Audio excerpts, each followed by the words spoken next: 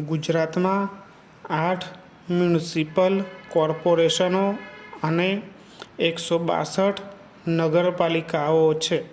આ 170 શહેરી સ્થાનિક સંસ્થાઓ છે અને આ શહેરી વિસ્તારોમાં ઉત્પન્ન થતા ઘન કચરાથી લગભગ 100 મેગાવોટ ક્ષમતા ઉત્પન્ન કરી શકાય તેમ છે.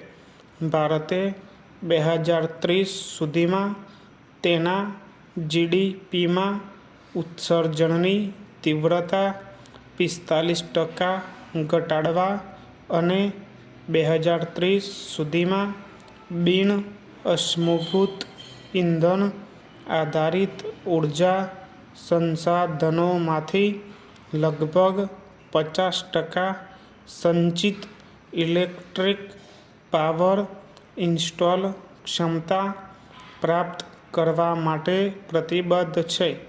ભારતના હાલના એનઓસી માટે COP26માં જાહેર કરાયેલા પંચામૃતના વિચારને સાકાર કરવા અમલી કરે છે. 2070 સુધીમાં નેટ શૂન્ય સુધી પહોંચવાના ભારતના લાંબા ગાળાના લક્ષ્યને હાંસલ કરવાની દિશામાં પણ આ એક પગલું છે.